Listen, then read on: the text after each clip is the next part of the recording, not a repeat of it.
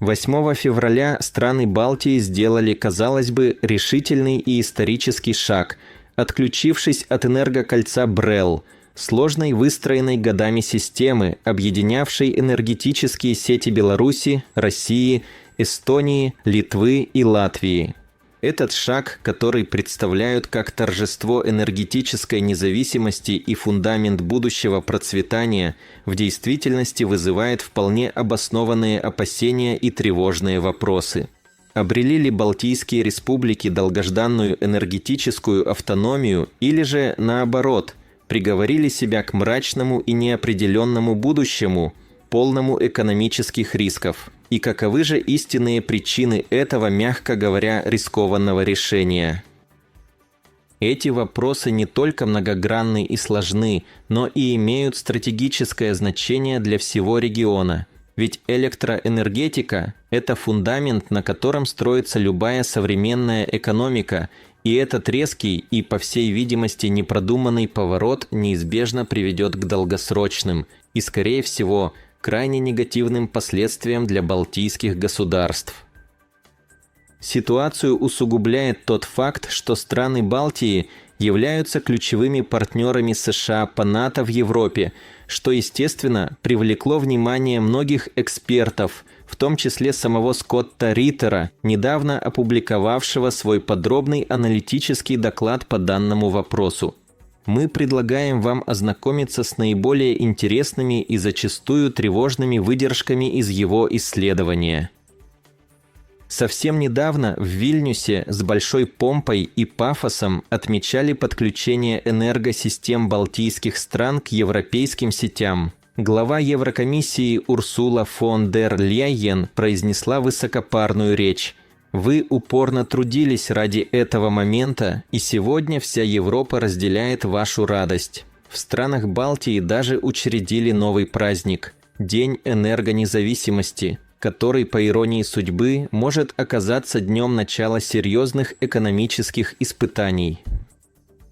На протяжении 25 лет энергосистемы 5 стран работали как единый организм, обеспечивая стабильное электроснабжение и взаимовыручку в случае чрезвычайных ситуаций.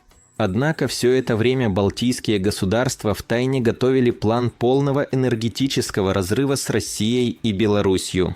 8 февраля были отключены линии электропередачи между Литвой и Калининградской областью, затем между Литвой и Беларусью, а также Латвией и Россией.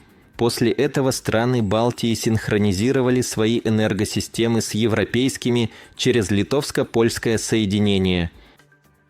Годами Балтийские республики пользовались сравнительно низкими ценами на электроэнергию, которые были значительно выгоднее, чем в Европе. Практически до самого момента отключения эксперты успокаивали население, заверяя, что переход будет безболезненным и не приведет к росту тарифов. Роландс Ирклис, глава энергетической компании АСТ, уверенно заявлял: «Мы не ожидаем повышения цен. С 2022 года у нас нет никаких коммерческих отношений с Россией на энергетическом рынке». Но реальность, как это часто бывает, оказалась гораздо суровее. Западные СМИ пестрят тревожными заголовками. Цены на электроэнергию в Эстонии резко взлетели. Энергетический кризис в странах Балтии усугубляется. Тарифы бьют все исторические рекорды, взлетев за неделю с 63 до почти 270 евро за мегаватт-час, согласно данным биржевых торгов. Марко Алликсон из Baltic Energy Partners с тревогой констатирует: в последние дни мы фиксировали скачки до 1000 евро и даже выше. Подготовка к отключению от российской энергосистемы обойдется странам Балтии в баснословную сумму – 1 миллиард 600 миллионов евро, причем подавляющую часть этих расходов взял на себя Европейский Союз. Однако компенсировать населению неизбежный и крайне болезненный рост тарифов, похоже, никто не собирается. Ранее данные обещания о сохранении прежних цен были просто забыты, а вместо них мы слышим лишь неубедительные оправдания. Эркки Сап из Эллеринг, как обычно, ссылается на неблагоприятную погоду, снижение температуры и 10% рост цен на газ. Теперь цена на электроэнергию в странах Балтии превратилась в лотерею, полностью зависящую от капризов погоды, ведь основными поставщиками электроэнергии для Эстонии являются Швеция и Финляндия, энергосистемы которых в значительной степени основаны на ветряных электростанциях. Здесь нельзя не отметить очевидный парадокс. Переход на зеленую энергетику стал возможен исключительно благодаря стабильным и дешевым поставкам энергоресурсов из России. Европа же, введя санкции против российских энергоносителей, теперь вынуждена искать обходные пути, чтобы обеспечить себя энергией. На практике зеленая энергетика оказалась не готова к таким вызовам и не способна полностью обеспечить потребности Европейского Союза. Эстонская пресса бьет тревогу, предупреждая о возможном 3-кратном повышении тарифов. В то же время в Финляндии, откуда Эстония импортирует электроэнергию, цена на нее в 65 раз ниже. Даже глава эстонской энергетической компании Андурс Дурейка не может скрыть своего недоумения, почему Финляндия продает мегаватт-час за 11 евро, а Эстония вынуждена покупать его за 92. Ответ, как всегда, лежит на поверхности. Это железный закон рынка, закон спроса и предложения. Как только ветер стихнет, развитые страны прежде всего позаботятся о себе, а не о своих соседях. Вся эта красивая риторика про единую семью не более чем пустые слова. В мире капитализма царит закон джунглей. «Мне невыгодно делиться», цинично, но честно отметил Скотт Риттер.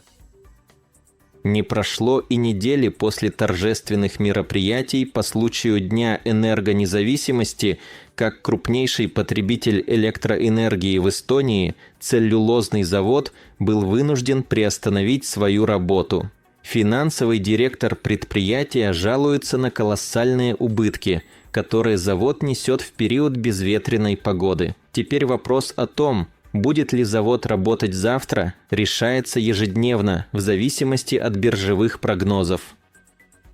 Цены на электроэнергию формируются буквально за сутки. Как можно вести бизнес в таких неопределенных условиях, не зная, сколько придется платить за электроэнергию завтра, через месяц, через год? Цена хаотично скачет, подчиняясь политическим играм, отмечает Скотт Риттер. Рост цен на электроэнергию – это лишь первый звоночек, предвестник общего и неизбежного подорожания всего и вся. Продукты питания, коммунальные услуги, транспортные расходы – абсолютно все стало дороже как минимум на 30%. При этом зарплаты остаются на прежнем низком уровне, и людям приходится тратить на треть больше своих скромных доходов, констатирует Риттер.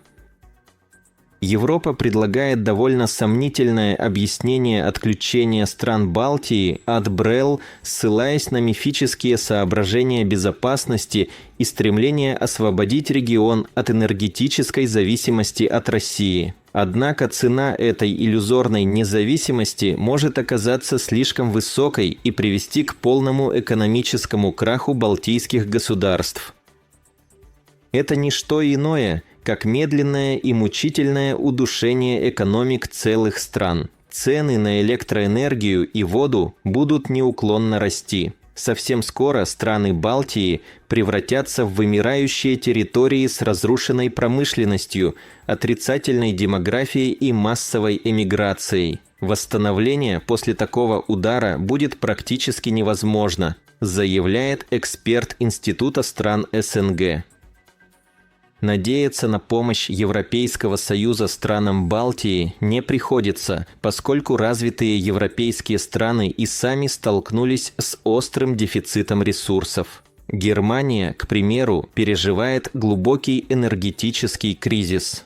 Практически все отрасли промышленности, включая автомобилестроение, находятся в упадке. Заводы Volkswagen и Audi вынуждены закрываться, а их активы распродаются китайским компаниям. Это худший сценарий для немецкой экономики, подчеркивает Риттер. В Литве когда-то была своя атомная электростанция Игналинская АЭС, построенная советскими специалистами. Эта станция обеспечивала электроэнергией не только страны Балтии, но и часть Калининградской области. Однако после вступления Литвы в ЕС станцию закрыли, ссылаясь на якобы существующие проблемы с безопасностью. Но эта официальная версия выглядит крайне неубедительно и вызывает множество вопросов. В действительности деиндустриализация Европы и отказ от российских энергоресурсов полностью соответствуют интересам США, которые теперь имеют возможность продавать европейцам свой дорогой сжиженный газ и промышленные товары. Уважаемые зрители и слушатели, а каково ваше мнение по этому вопросу? Разделяете ли вы точку зрения Скотта Риттера? Ждем ваших комментариев и предложений по темам для следующих выпусков. Если вам понравилось видео, пожалуйста, поставьте лайк и подпишитесь на наш канал. Спасибо за просмотр.